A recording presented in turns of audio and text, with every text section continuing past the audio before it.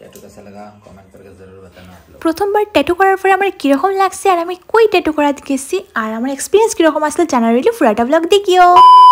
Hello everyone, আমি Riya, welcome to my special blog. আজকের ব্লগটা আমার লিখা খুব বেশি স্পেশাল, কেন জানো নি? কেন কি আমি প্রথমবার ট্যাটু করা নিয়ে যাইলাম। কালকে রাত্রে 2টার সময় আমি জেডি ট্যাটুসে মেসেজ করছি। তো জেডি ট্যাটুস তোমরা তো জানোই শিলচরের মধ্যে এখন খুব বেশি পপুলার এই দাদাটা।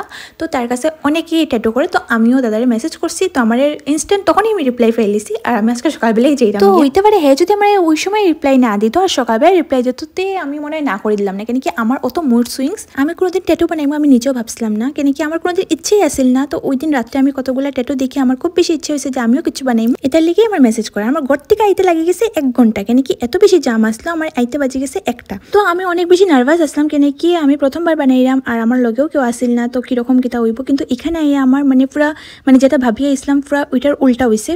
দাদাটা এতই ভালো আর এত ফ্রেন্ডলি, কিতা কইতাম তোমরা গেলে তোমরা বুঝতে পারবা। তো আমার লোকে তো অনেক দাদার বন্ডিংটা ভালো হয়ে গেছে। আর এখানে দেখা তোমরা একটা হাত কাটিয়ে রাখছে, কার হাত যে দাদাই জানে। তো তারপরে আমরা এখানে বইয়ে আমরা সিলেক্ট করলাম কোনটা বানাইতাম কোনটা না। তো অনেক সময় লাগে গেছে এটা করতে করতে, ডিজাইনও দাদা বানাইছে। তো বাক্কা 1-2 ঘন্টার মতনই লাগে গেছে। তারপরে অনেক সময় পরে তো আমি একটা সিলেক্ট করছি যে আমি ওইটাই বানাইমু।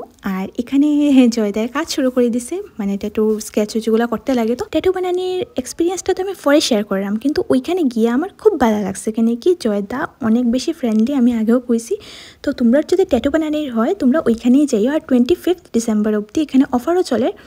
আর অফার চলে বলতে হইলেও তোমরা একবার মেসেজ করিয়া ডিটেল লই লাইও। আর এখানে আমি একটা ফর্ম ফিল আপ করলাম। তো প্রথমে দেখে আমি খুব হাসি উঠছে, আমি জিজ্ঞাসি যেটা কিন্তু কোনো অর্গান ডোনেট করলাম নি আমি। তো কইছে না, এটা একটা কনসেন্ট ফর্ম, এটা ফিল আপ করতে লাগে।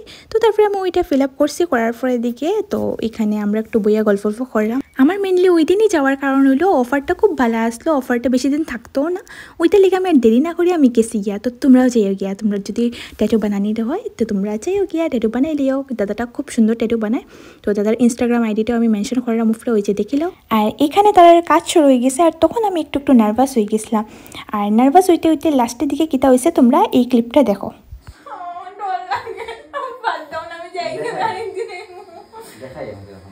কিন্তু আমার একদমই বেদনা লাগছে না। তারপরে 45 মিনিটসের ভিতরেই হয়ে গেছে আমার ট্যাটু। তো আমার তো ইচ্ছা আছে আমি আরও ট্যাটু আইয়া এখানে বানাইতাম, কেন কি দাদার কাজও এত সুন্দর আর আমার বেদনাও লাগছে না। কিন্তু অফার থাকলেই আমি কিন্তু আইমু, ঠিক আছে। टैटू कैसा लगा कमेंट करके जरूर बताना आप। इसको बहुत ज़्यादा शेयर करो, ठीक है? एकदम कंजूसी बिल्कुल नहीं, उसमें जीएसटी भी नहीं लगता है। আর এই যে আমার ট্যাটু তো কীরকম লাগছে কইও, আমার তো খুব বেশি ভালো লাগছে। আর তোমরা যদি ভালো লাগে একটা লাইক করে দিও। আর এখন এর লিগা বাই।